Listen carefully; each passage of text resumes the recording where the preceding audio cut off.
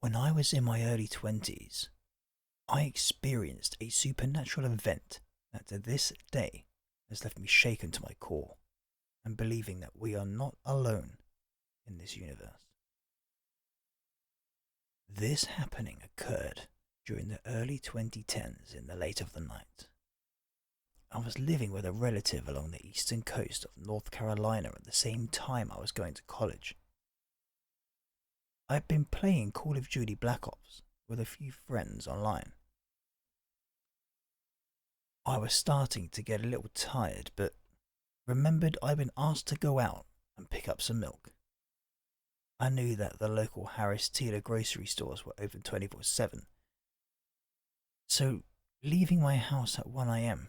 to grab milk was a non-issue.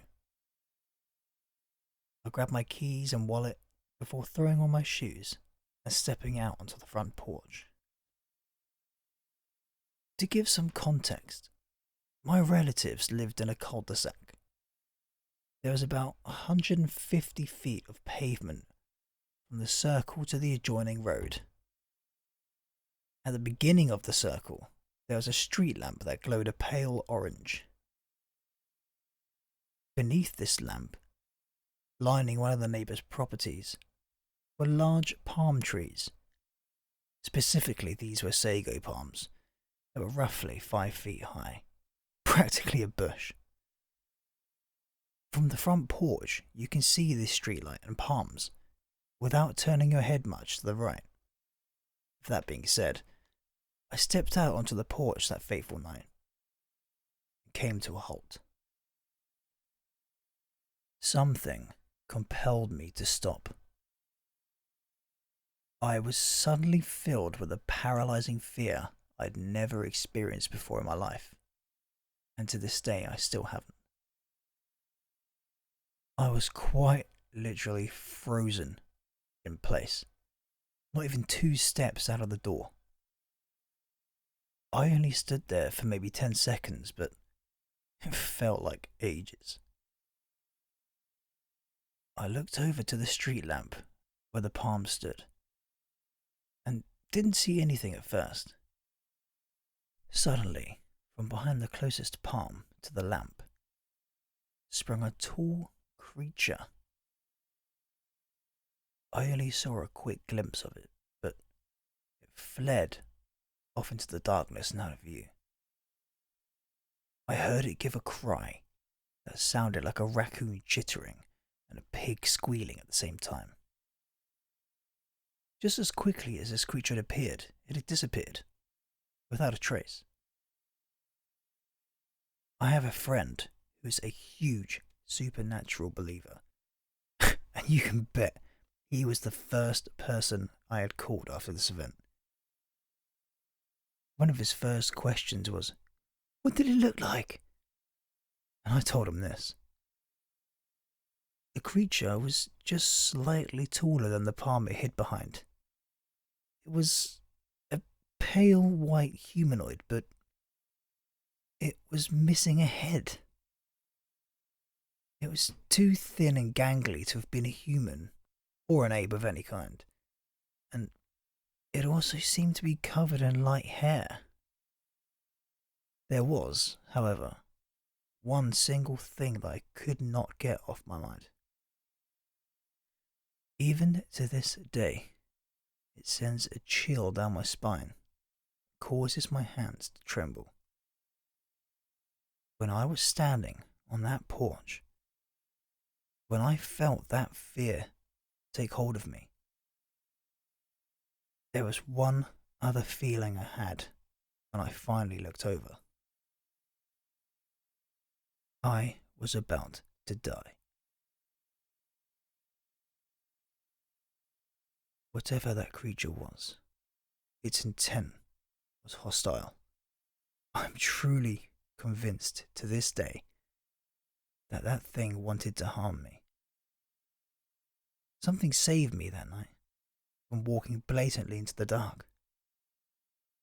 I don't know if it was instinct or some unknown force, but I will never forget my first and only encounter the creature of North Carolina. I live alone. Have done for about a year now after breaking up with my ex. And it's been mostly great to have my own space in my own house, where I'm free to do whatever I want, whenever I want. That said, I spend most of my time in the evenings upstairs playing video games and watching YouTube videos. I don't really have a social life, but that's okay with me. I've never felt uneasy in my own house until about a month ago, when I went to the kitchen at night to make a drink. Now, my kitchen is overlooked by my overgrown garden, which is in turn overlooked by some woods. It's a fairly rural neighbourhood, and it's very quiet at night, which makes it a friendlier environment for some wildlife to come out. I'll often see foxes and deer, and I've been woken up at night by the scream of a fox at 4 a.m. once.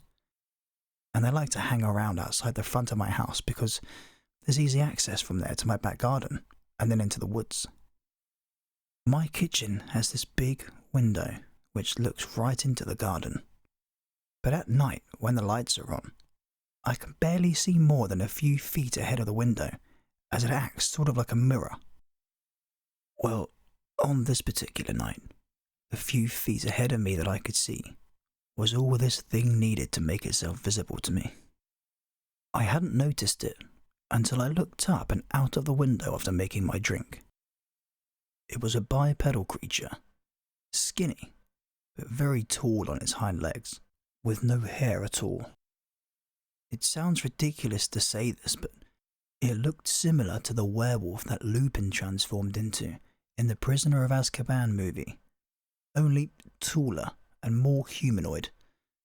And its mouth was tiny, but it was protruded, similar to that of canines. It had no ears from what I could see. It just stayed there, staring at me with these completely white tiny eyes. Its head was tilted to the side, and its bottom jaw was slightly open. I didn't even know how long it had been there. I was in the kitchen for about a minute before I even bothered to look out the window. I just froze. You think you can rationalize what you do in these situations, but I was frozen in terror. I was telling myself to move, but my body felt ice cold. I couldn't do anything. Eventually, after like 10 seconds, it felt much longer, I managed to move and ran out of the room, not daring to take my eyes off the creature. As I did so, its head rotated to follow me as I left to the comfort of the stairs, which was the creepiest thing about it. Since then, which was about a month ago now, I've not gone into my kitchen at night, save for a few necessary occasions. I'm preparing everything I need before it gets dark and then staying upstairs for the rest of the night. If I absolutely need to go in the kitchen, I'll rush so that I can get in and out as soon as possible. You know that feeling you get when you turn off all the lights before you have to go back upstairs and you feel like you're going to be chased by some unknown entity? Well, that's the feeling I get when I need to go in the kitchen alone at night. Growing up, I saw things. My mum pushed it off as it was just imaginary friends, like all parents do, I suppose. But after a while, she started realizing it wasn't that. I had just turned 9, and I had an agonizing fear of things following me and seeing things everywhere.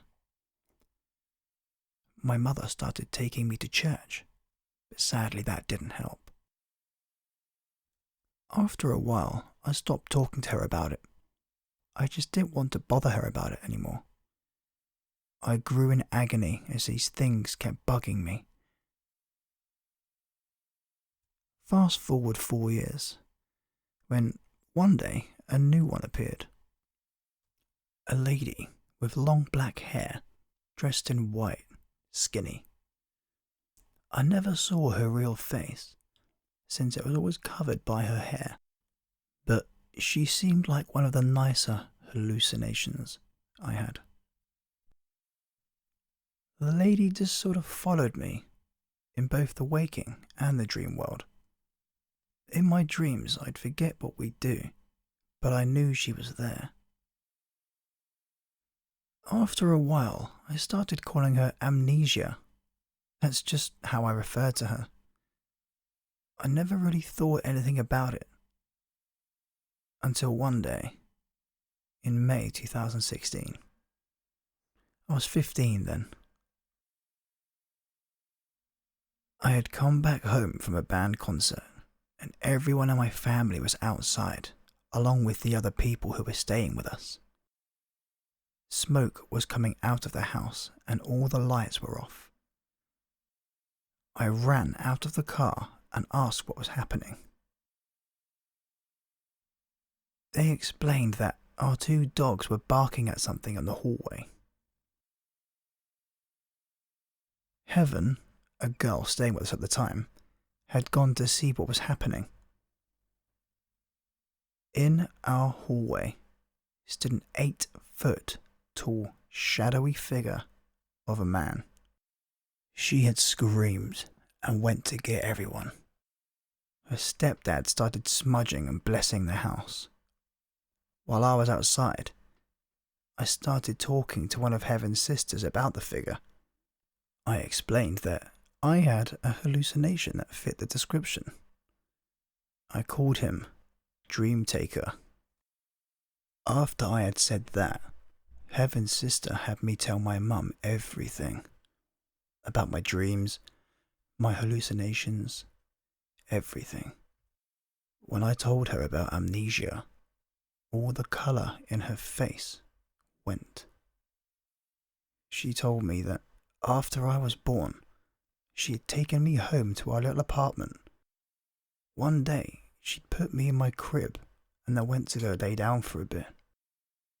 Just to be clear, my mother's bedroom was just across the way from mine, and she could see my crib from her bed.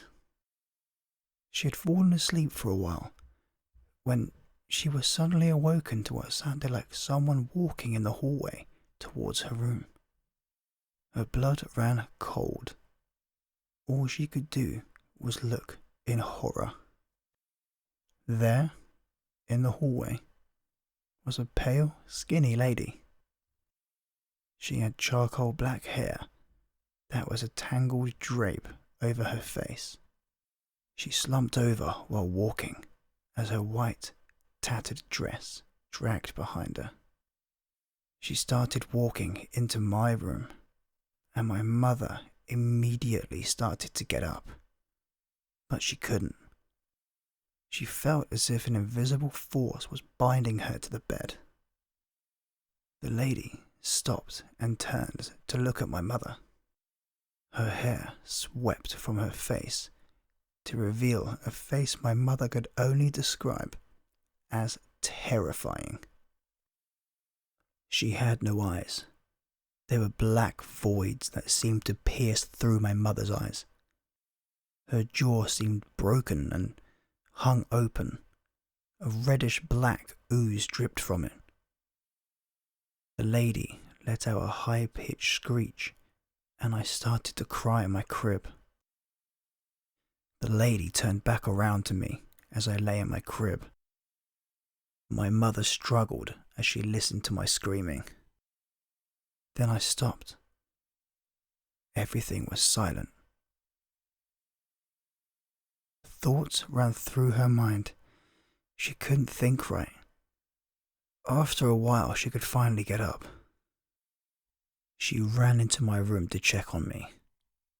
I was sound asleep, like nothing had happened. She grabbed a bat and searched the apartment to find absolutely nothing. Everything was the same as it was. She grabbed our phone and called our neighbour. "Hey, did you hear my baby cry? She was just crying a little bit ago." "What are you talking about? your baby wasn't crying. Is everything okay? I didn't know what to think. Was this lady a blessing or a curse? My mother also told me my grandma dabbled in black magic, and it could be a byproduct of something gone wrong. But honestly, who knows? And to tell you the truth, I don't know how I feel about it myself. I was told to post this here, as some of you might be able to add some perspective to this. As a cop, I spend a lot of time dealing with things that scare people. Things they can't or don't want to try and explain. I'm usually the person that gets the call to go check out the things that go bump in the night. Add in the fact I usually work alone, in the middle of nowhere. I've come across and seen things that I can't rightly explain. This was probably the first time in my career I'd been in a supernatural situation. It had happened before in life, but cop-wise, this was the starting point of what has turned out to be a very interesting career. One night, on the tail end of July, I was cruising back county roads trying to find some kind of trouble to get into. As the only deputy out in the county that night, I'd been busy up to a point. Then the calls had slacked off around midnight. I hadn't seen a single soul for the last few hours and decided I would try and be proactive for a bit. The night was hot. I had the window rolled down, headlights off, driving by the light of the full moon, hoping to sneak up on anyone I could find that would be out breaking the law. I'd been driving for a few hours straight, with no luck at finding anything. The only thing I had scared up was a few rabbits and a fox. I decided to stop, stretch my legs, and answer nature's calling. I pulled to a stop in a particularly empty part of the county. I had driven the road a few times. It was mostly old abandoned farmhouses and barns. No one lived in the area, and it made a good target for thieves trying to steal copper, or whatever they could get their hands on. The left side of the road was nothing but cornfields as far as you could see. It was getting close to harvest time. The stalks were close to 7 or 8 feet tall and just a sea of green. On the right side of the truck was an old abandoned apple orchard. I never did get the full story of how the land came to be abandoned. It had something to do with multiple mistresses, multiple wills, illegitimate children, and other nonsense. The result of which was 150 acres of fruit trees that had become its own little forest over the 20 or so years it had been unattended. I was sitting in the truck, head laid back, just enjoying my little break. I had closed my eyes for a second. When I opened them, I looked out into the cornfield and made direct eye contact with something. At first, I thought it was a person, and it almost gave me a heart attack right there. The thing stood about 7 feet tall. Its eyes were human, but they shone in the night like animal eyes. I'm not a weak man. I've done more stupid and foolish things in my time than I care to remember. I've been afraid before, and I'm not above admitting it. There was something about those eyes that absolutely terrified me though. So, I did what any normal, insane 22-year-old dumb kid would do. I chased it. I kept eye contact with the thing. I slowly rolled up my window and, without breaking our staring contest, I checked out with dispatch over the radio and grabbed my patrol rifle off its mount above me. I remember taking a deep breath and then throwing the door open and jumping out of the truck yelling, "Sheriff's office!" in the most authoritative voice I could muster.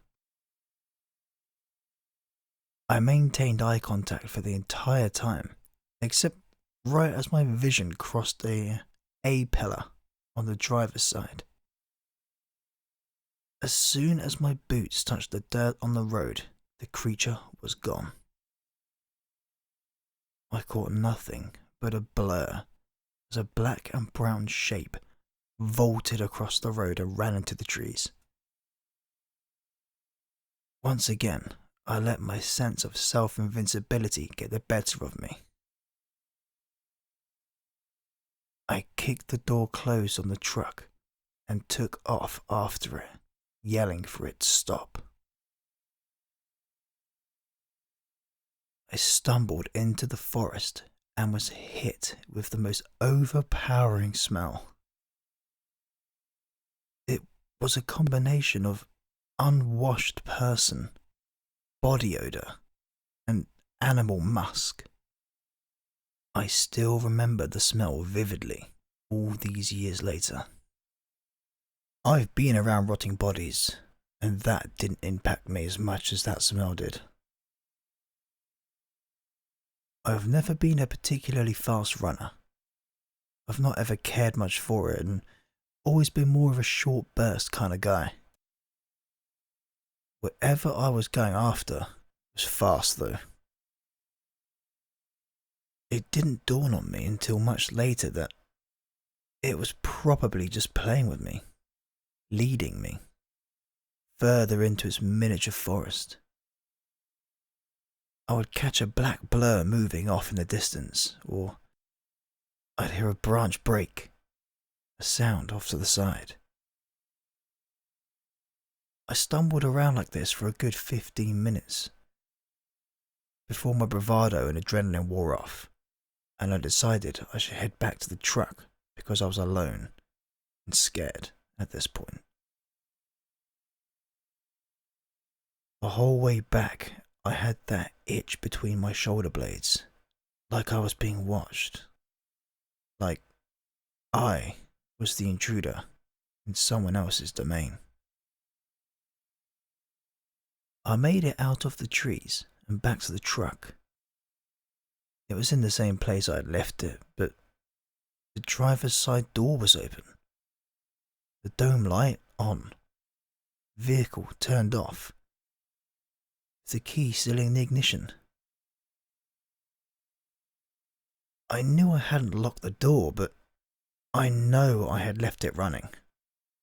I didn't often turn it off during my shift.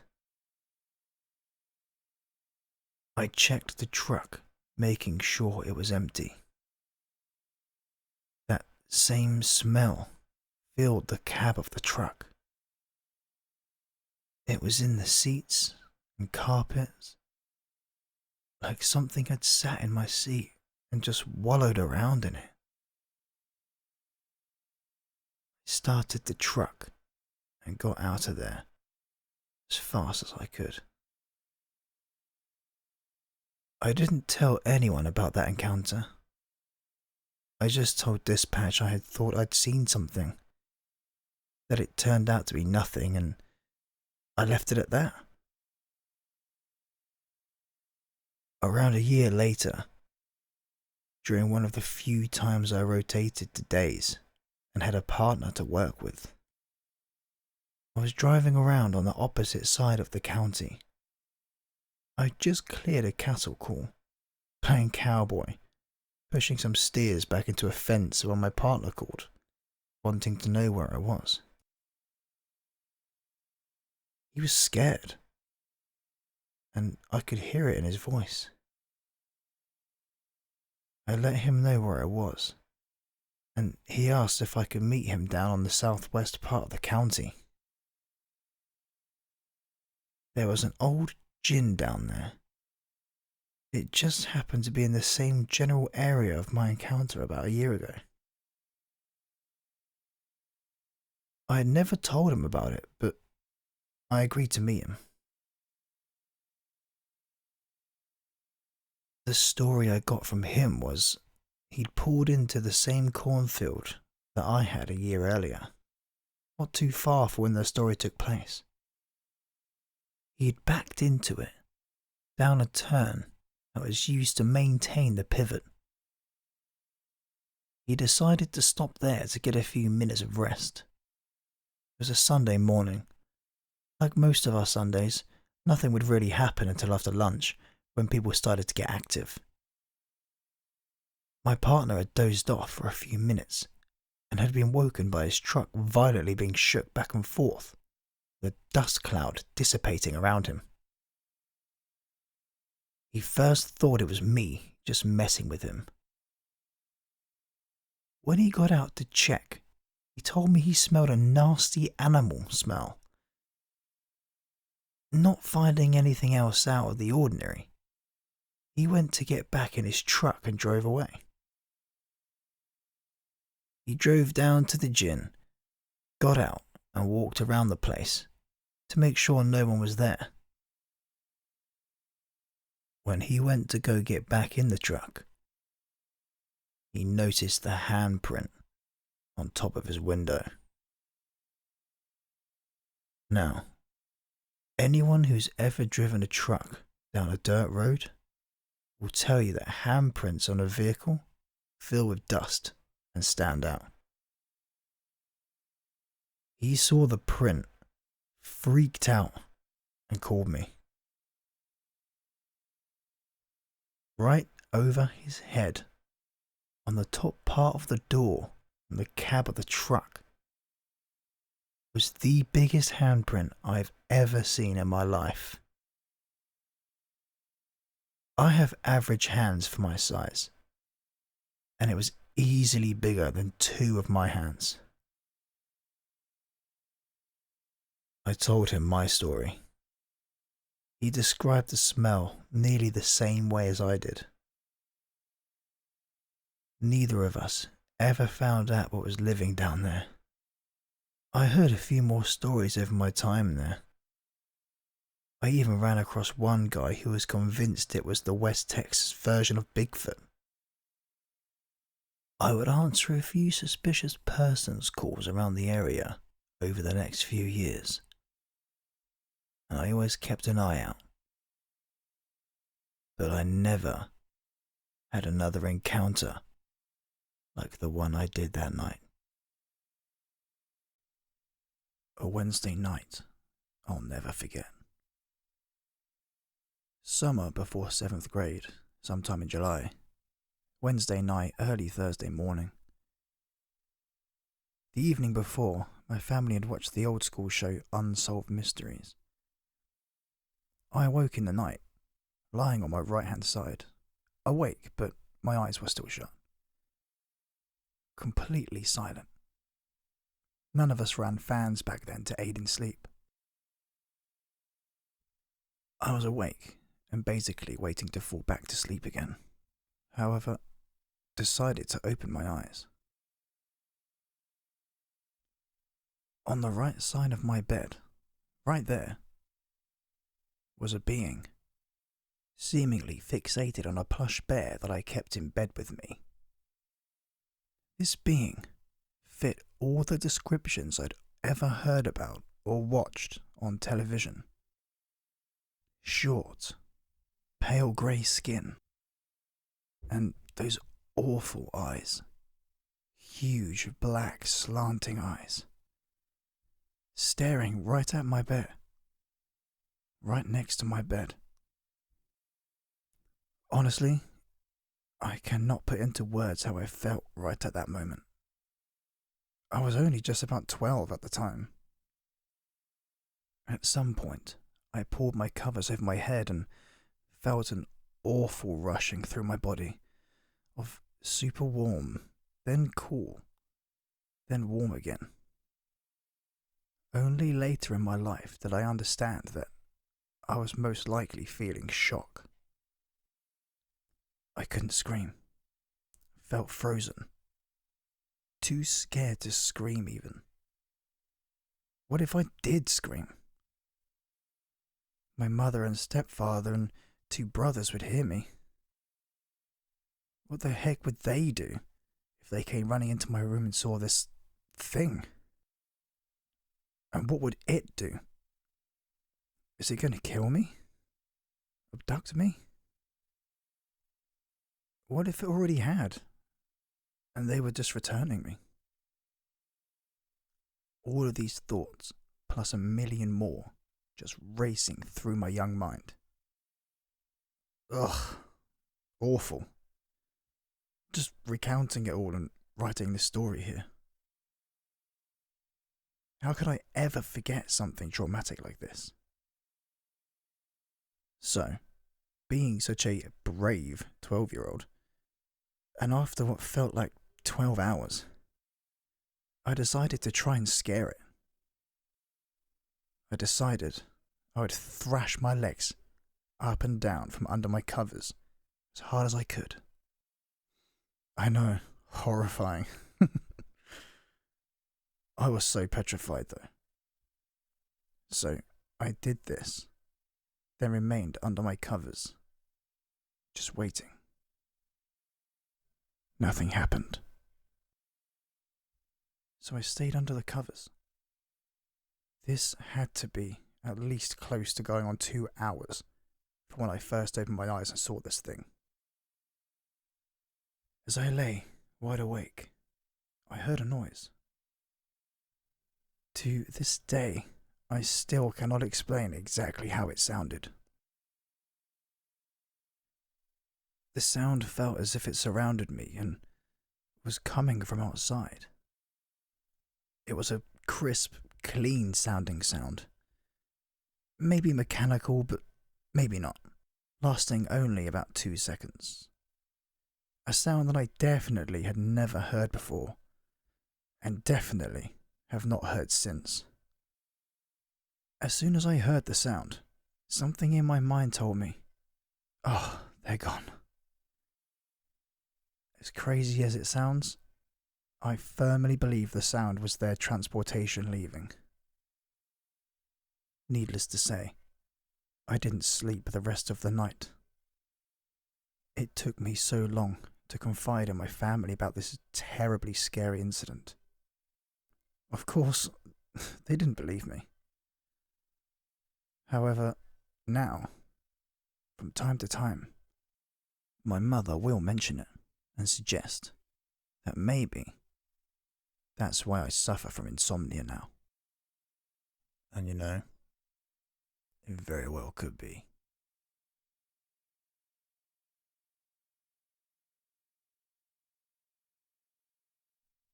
My heart is racing just thinking about all of this. Hey everyone, before I start typing, just know that before last night, I have had 0 encounters with the paranormal, or cryptids, or anything of the sort. They interested me as stories and such, but I never put much stock into them. Me and my friend Pat were out hunting on my timber in Illinois. It's a large area with miles of woods and fields surrounding it. There isn't a town for about 10-15 minutes, depending which direction you go. So anyway, we were out last night at sunset, and a bit beyond that, when we started to get a weird feeling. We set our bait in the fields, and things were fine. No bites, or coyotes though. We decided to move our bait closer to the timber and post up on top of some hay bales that sit along the timberline. We had our backs to the woods at the time. We started hearing noises, but chalked it up to raccoons and possums and the like.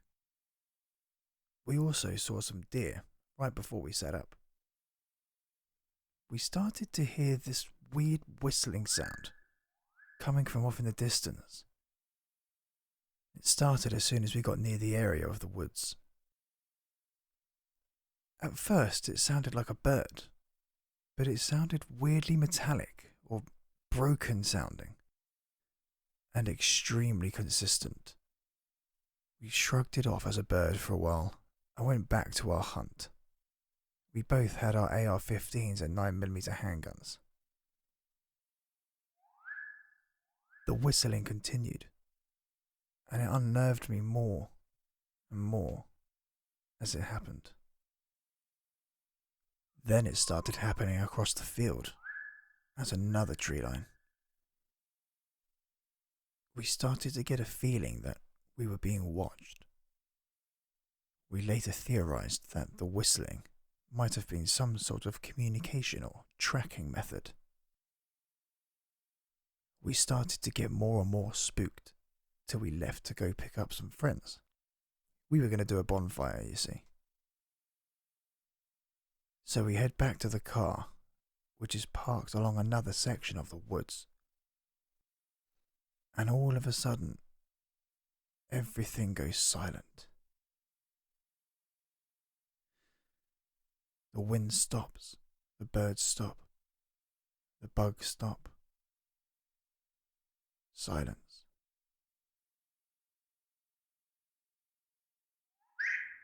Then all of a sudden we hear the whistling again, and it's coming from every section of the woods. There's rustling coming from everywhere. We jump in the car as fast as we can and haul ass out of there. We go and pick up our friends, who of course don't believe us. Abby and Cody believe in cryptids and the paranormal, but think we might just be imagining things. Whole Ariel thinks we were just being paranoid. So anyway, we pick them up and head back to the area. We'll call it the Moody Farm, by the way. And they want to check things out. So we load up the rifles, distribute the guns, and then we head out. Abby and Ariel stayed back at the car, while Pat, Cody, and myself went out and looked around. The whistling started as soon as we got out there, and Cody started to realize that maybe we weren't lying or playing a prank. This is where things start to really start pinging my danger signals like crazy. We push farther along, down the trail, and start looking for where our bait is located. Before we left the last time, we said out loud that we'd check it when we got back. We reached the bait, and we still hear the whistles. I get this random thought that maybe the bait's now being used for us instead of the coyotes. Cody saw the eyes this time too, and was starting to freak out a bit. We pushed further in, and we hear this strange noise. I call for a halt, and Pat and I set up a good perimeter, or as best as we can, instructing Cody to watch the flank.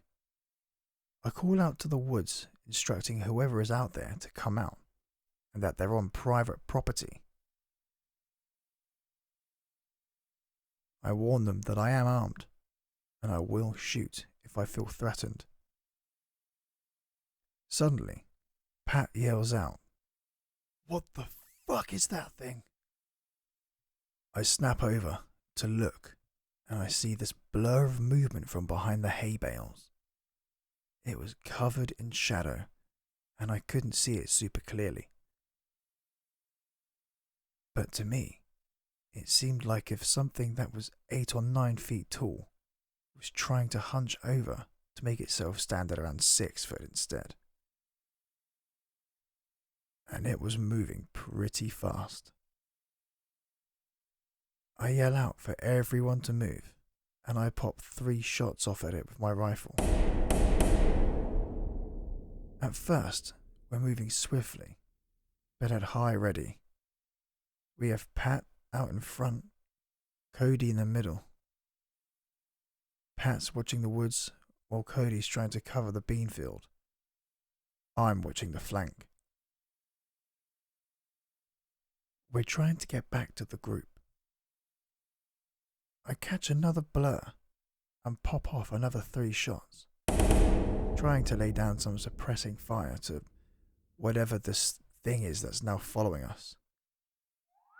The whistles start to ring out loud now, and I hear a large cracking noise from the woods, and I give the order to run. We start running in the same marching order, Pat, Cody, and then myself. Every 25 feet or so, I turn and fire off a few rounds into the woods, in the hopes of scaring off or covering our ass against whatever it is that's coming after us. We get back to the car, and Ariel instantly thinks we're messing with them. We load up and haul ass out of there.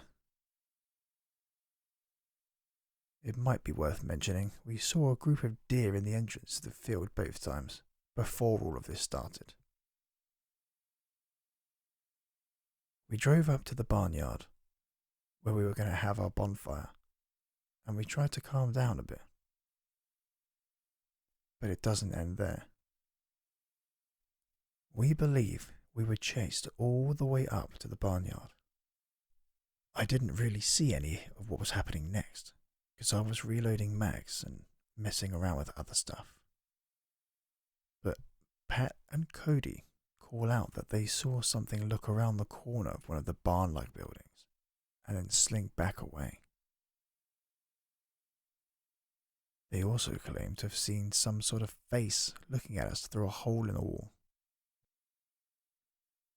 I make the call to leave, and we start to head out. Except for some reason, Abby can't see out her rear mirror and has to have Pat direct her out. So he's out there, extremely exposed, trying to guide her car out. I pull up close to them and then jump out, trying to help cover and get some extra eyes out there. We eventually make it and are driving off back to my house, which is only about 3-5 minutes away. Flash forward to the next day, around noon, 1 o'clock-ish. And I get the great idea to go out there alone and check the bait piles. I never made it to the bait. The whistling started pretty quickly, and then I heard sounds like something running through the woods, crashing through stuff. I've never ran so fast in my life. I've had this strange sense of dread since then. Thankfully it's gone now, because it's making me extremely paranoid. I don't know what you guys think about this, but that's my story.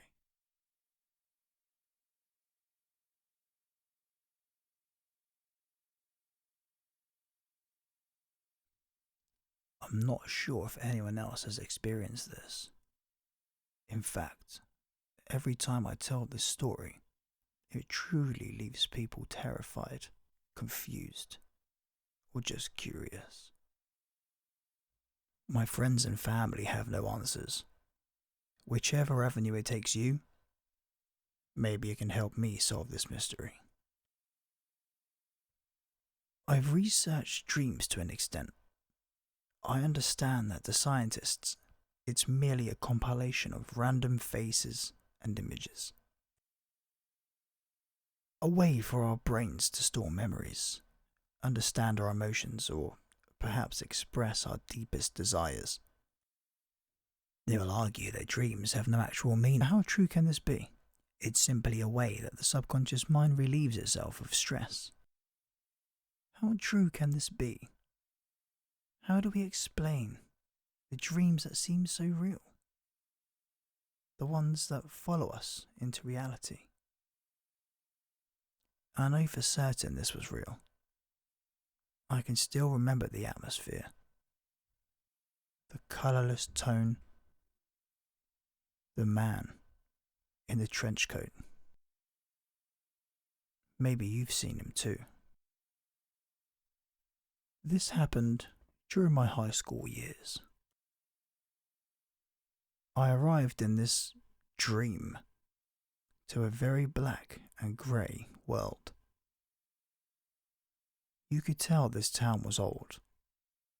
It had cobblestone streets with all brick buildings lining the roads. The people here seemed mundane, soulless, and depressed. They walked around without speaking. There was no noise here, besides a clock tower at a train station. I walked through the town, looking at my surroundings. No one looked at me, although I'm not so sure they even had faces. I approached what appeared to be an alleyway. There was a man standing there, peeking around the corner.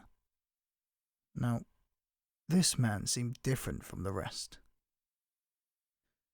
He still had no colour like the rest of the people here. But he had a face. I could see his facial expressions. He peeked his head nervously around the corner again, then glanced at me when he realised I was looking at him. Psst! Hey, you!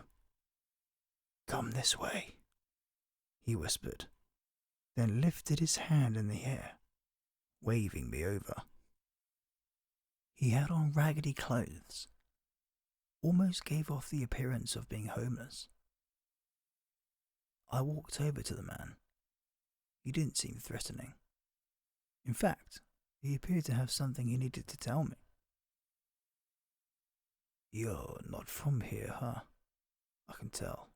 Yes, I can tell. He looked around nervously again. Where are we? I asked. I can't say the name. He won't let me say. Well, how do you know that I'm not from here? Your face, of course. Yes, your face. What about my face? I don't understand. His speaking was strange, very repetitive and lacking of language. You can smile, yes? See them? They can't smile, can't laugh. He looked at the people passing by. Why do you have a face and they don't? Shh! He placed his hand over my mouth. They can't hear. They can't know about my face. He goes on to tell me that he's been stuck here for who knows how long. Trapped in this strange dream world, hiding wherever he can. These people who walk the streets are also prisoners of this place. They can't talk, they can't see, they can't even scream or ask for help. Forever lost in limbo. Can you tell me what's going on around here? This place. Here, people lose their human face. He pulled me into the darkness of the alleyway. We must hide in the dark. Why the dark? They don't have eyes. From them? Then from who? Listen, I was you once, human. He continued on. I'll summarize what he says, as I stated his language is hard to understand. He told me there is an entity here. He called him the Butcher. He's responsible for all the missing faces. He said the Butcher is devoid of human emotions. He seeks to know what it feels like to be human. So any travelling dreamer to end up here is in serious danger. He will take your eyes in hopes of seeing colour in this dull world. He takes your mouth, wanting to produce the slightest bit of happy laughter. And he takes your nose, craving to smell the world's richest scents. As he tells me all this, I can't help but feel terrified. This has to be a dream, right? I can't actually be here. I'll wake up eventually. Right? The strange man begins telling me in slightly more detail where we are, without disclosing the actual name. He says we're in one of the lowest realms, far beneath the Earth dimension, describing it as a place you can end up in accidentally, but very rarely. This realm is operated by the Butcher, as well as the Trenchcoat Man. Who's the Trenchcoat Man? Well, he's the helper, of course. Yes, the helper. He leans in further to whisper. You must go soon. Escape now while you can. Well, how come you never left? Didn't make it before the clock tower rang. He explains there is a way to leave, but you must leave before the clock tower rings. The clock tower rings once every hour. If you can figure out how to leave, you'll be permitted to do so without being found by the Butcher. However, if you can't find your way out in time, the Butcher sends the man in the trench coat to find you and escort you to him. If you're caught, you will be trapped here forever. To lose your humanly face would mean you are no longer considered human, and are not capable of going back to the Earth dimension. Therefore, it's absolutely crucial that you leave as soon as possible. Go, now! Hurry! He shoves me out of the alleyway. Where do I go? Find the train station. The portal back. He points down the street. Thank you. I waved him goodbye, feeling awful I couldn't bring him back with me. I made my way down the street until I reached a giant building with a large clock. And there was the Trenchcoat Man. I froze. He didn't say what would happen if I was seen by the Trenchcoat Man, making my way out. He was leaning against the wall, reading a newspaper.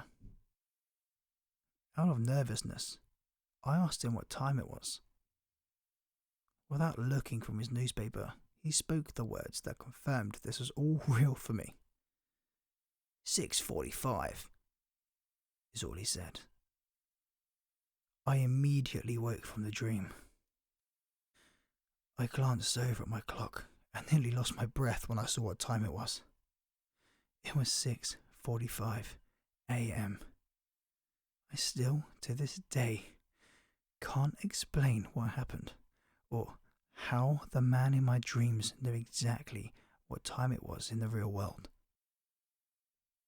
Could I really have gone into a different realm? Maybe it was just my internal clock. Sometimes your body wakes up when it's a certain time in the day. Perhaps just a coincidence. Whatever it may be, I hope I never end up back there again. Readers, if you end up there, follow these steps. Number 1. Speak to no one.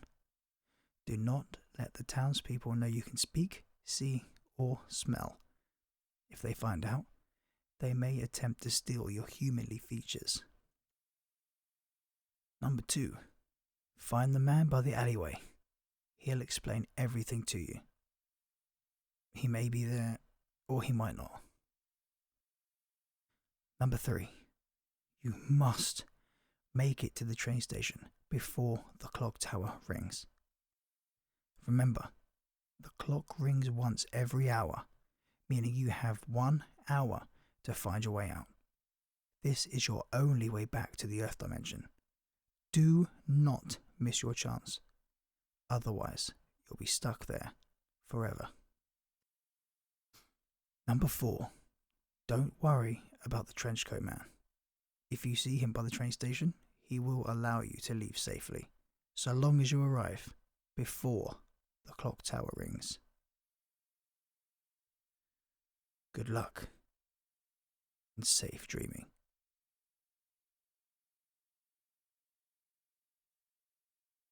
This happened back in summer of 2013, when I was 13. My mum and I were in Florida, visiting my grandma and my aunt.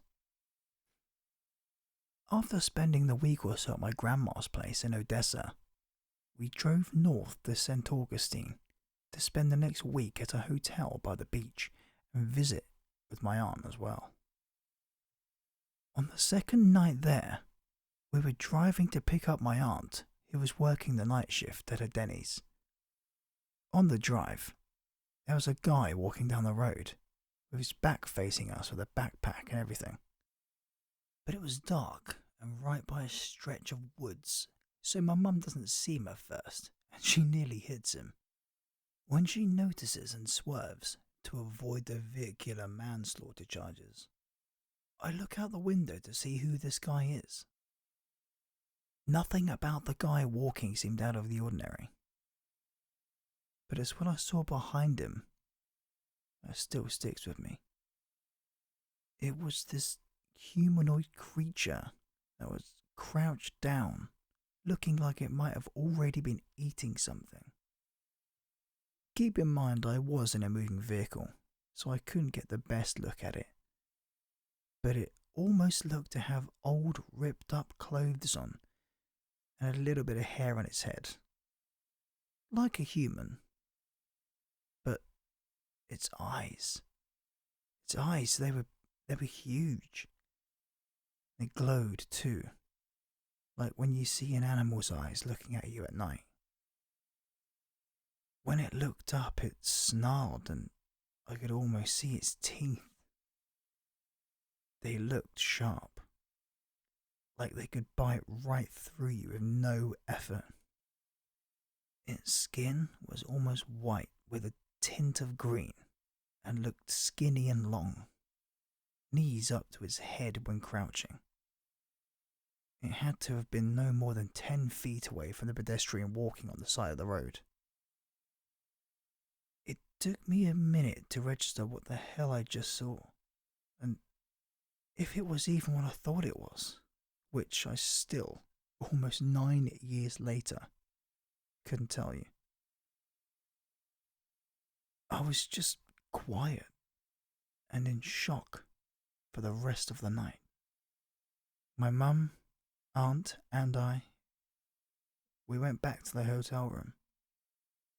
They drank and caught up while I just tried to watch TV and not think about what I saw that night. I still don't know what I saw. My knowledge on Florida cryptids is very limited, and I don't think it was a skinwalker, since they are more prominent in the southwest part of the United States rather than southeast. If anyone has any ideas, please link me in the comments below.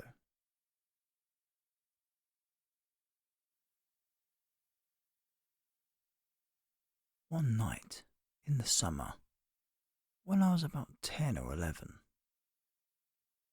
I was awake in the middle of the night and I could hear the horses running around the pasture as if something had just happened. I decided to get up and go and check on things. At that time, my family had a massive old barn and we lived in the middle of nowhere. I walked through the door of the barn and found a very large man, as white as snow, climbing into the hayloft. I remember being startled, but not scared. He turned around and looked at me, and slowly lowered himself back down. He took a few steps towards me before he knelt down and put out his hand, like one would do with a stray animal. As I looked at him, I felt like he looked sad and tired, and not at all like he would do me any harm. I decided to take his hand, and I walked him towards our kids' hangout space, which was just a space in the barn where we had some old couches, a few toys, and a radio. As soon as he saw the radio, he became so animated. He ran towards it and started messing around with it. That went on for a bit, and I kept asking him what he needed the radio for. He never said a word. Not one word. He wouldn't give me a name. So I started calling him Radio. After some time, he sat the radio down and sat down on the couch. I brought over my favourite horse book and started thumbing through the pages, showing him all of my favourite horse breeds. Eventually, he gently took the book from me and closed it, as if to say, "Okay, I'm done now." I got up to put the book away, and he lay down on the couch. I remember him being so large that his head was on the armrest while his legs hung over the other armrest at the knee. He was a giant and pure white. I don't recall there being any hair. His eyes were jet black, but they weren't huge or angular. If anything, they slanted downward and were somewhat beady. After he fell asleep, I decided to go back into the house and go to bed. But I put a blanket over him before I went in. I woke up in the morning and the whole experience came flooding back to me. My feet were dirty, as if I'd been outside during the night. I grabbed some snacks and ran out to the barn. I ran to our hangout space and found everything as I would have expected it. The blanket was on the floor, the book was sitting on the table, and the radio was out of place. But he was gone. It's important to know that I had a habit of sleepwalking at this time in my life, so it's possible that this was all just a dream. At first, I thought he was just a very, very, very strange person, and I hoped that he found safety. But the memory never left me, and by the time I was a teenager, I decided that I dreamed the whole thing and let it go. But then Prometheus came out, the movie, and I agreed to go see it with some friends. When the tall white aliens came on the screen, I nearly jumped out of my seat. It wasn't an exact likeness, but it was like seeing a ghost. At the time, I knew absolutely nothing about aliens. And the only one I had ever heard of was the classic little green men. Nonetheless, I forced myself to let it go and move on. That memory could not be real, so I must have dreamed it. As time passed, I started wondering how I could have imagined a being that I'd never heard of before. Could that have really happened? Could radio be real? Has anyone else had an experience like this? If so, please let me know.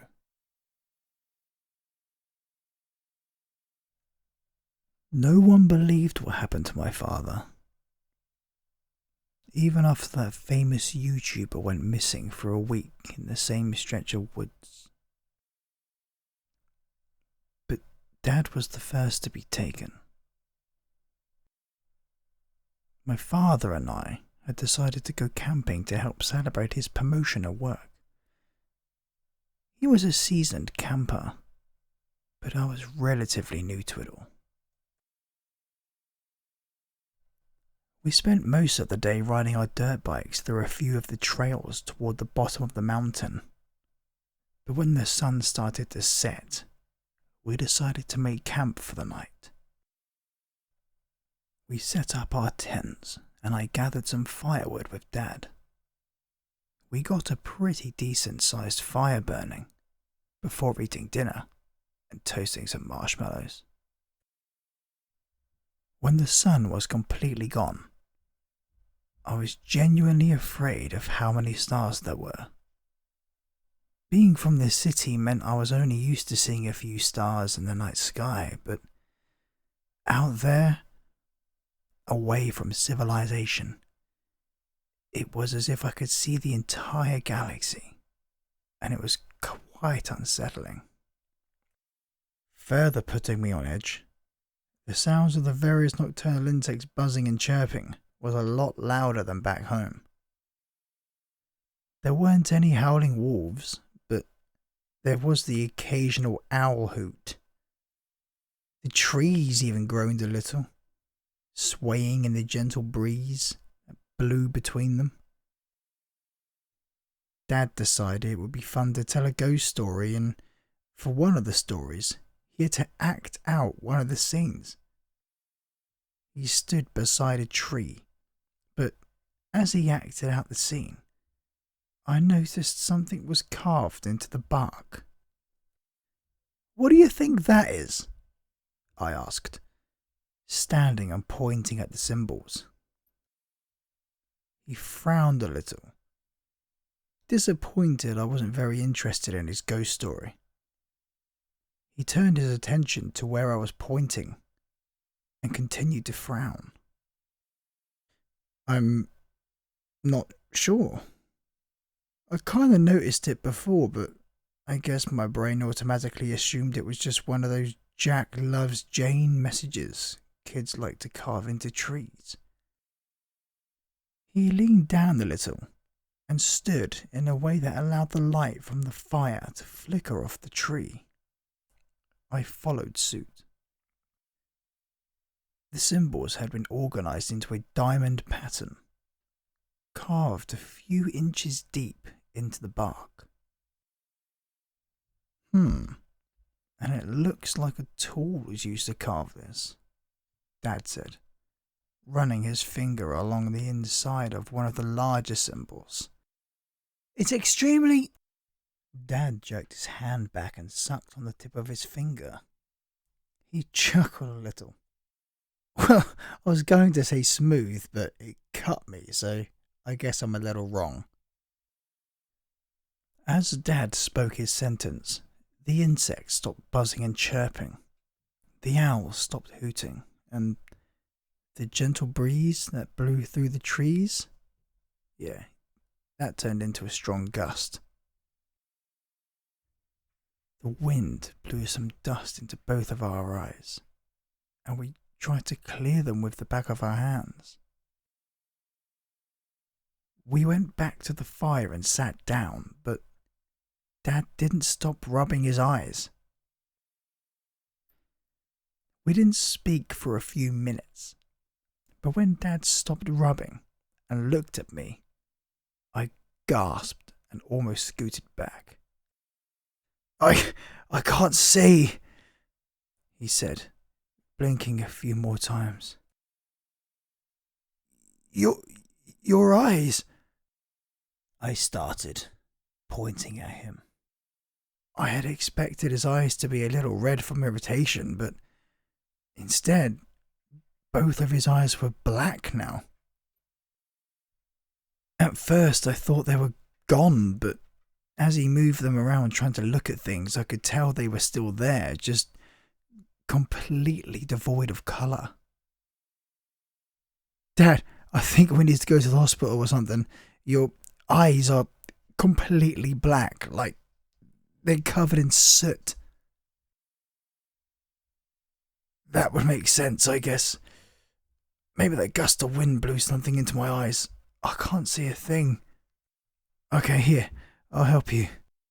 I started, standing up and moving toward him. I grabbed his arms and helped him to his feet. My mind raced with possibilities when it came to getting help. Since we rode separate dirt bikes to the campground, there was no way he'd be able to ride his bike without vision. It was possible we could walk the bikes out and I could guide him, but that would take forever. Dad, maybe we can walk the bikes out. I can help you so you don't run into anything. Does that... But before I could finish, I glanced at the tree with the symbols and was petrified. There, on the bark, about a foot above the symbols, was a set of eyes glaring at us. There were no eyelids, just two eyeballs wedged into the bark, as if someone had carved out two holes and pushed them in. What is it? Dad said, bending down to rub his leg. Why'd you stop? But it took me a minute or so to formulate a response. I took a few steps back and pulled him with me, and the gaze of the eyes followed us. There are eyes on the tree, I whispered, as if the eyes would hear me and get angry. What, like potato eyes, like the little white things that sprout on potatoes? Before I could answer, Dad winced and dropped to the ground. He started rubbing his leg even more, and I lifted up his pant leg. Sure enough, like his eyes, his leg was pitch black, including the hair that would normally have been brown. I looked at the tree again, and to my horror, I saw that it now had a leg toward the base of the trunk. I looked at the eyes again, and though it was hard to confirm due to the low lighting and distance, I swore they were my father's eyes. But instead of being filled with love and compassion, like my father's usually were, these eyes were devoid of emotion, just staring at me like a spooky wooden doll. Dad started rubbing his other leg, and I stood up, stepping back. I felt guilty about it later, but my thoughts shifted toward personal preservation as I questioned whether whatever was happening to him was contagious. He started rubbing his torso and his arms, and a few seconds later, the tree took on those body parts as well. No, no, no, no, no, no, no, no, I started saying as Dad started to rub at his face and scalp.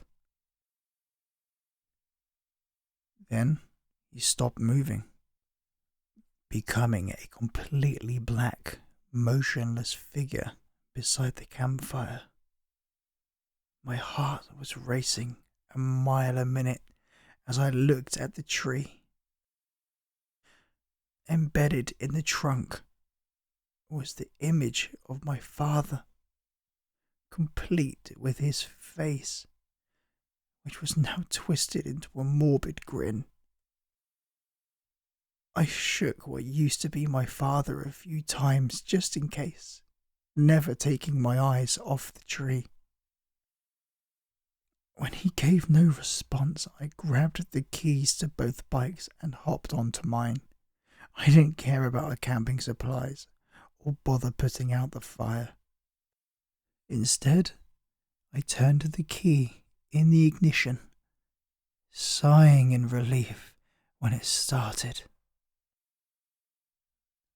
Movement on the tree caught my eye, and I watched in terror as the embedded body strained against the bark.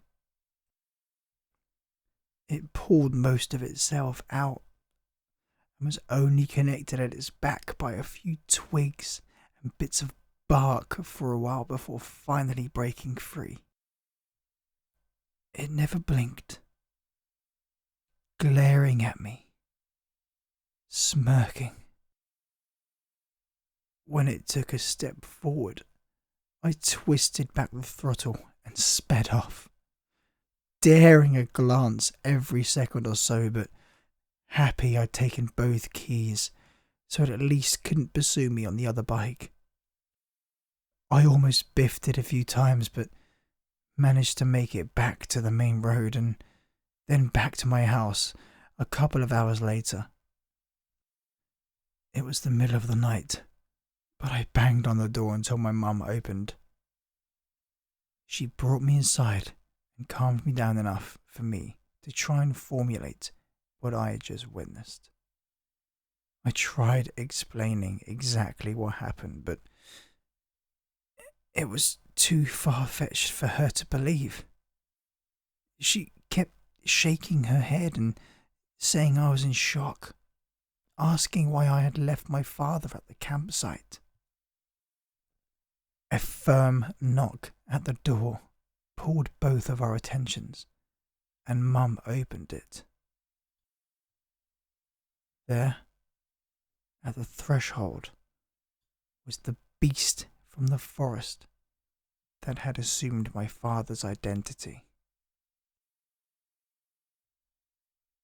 It didn't say a word, but Mum fell on it, embracing it, as if she hadn't seen her husband in years. It locked eyes with me, and my heart nearly beat its way out of my chest.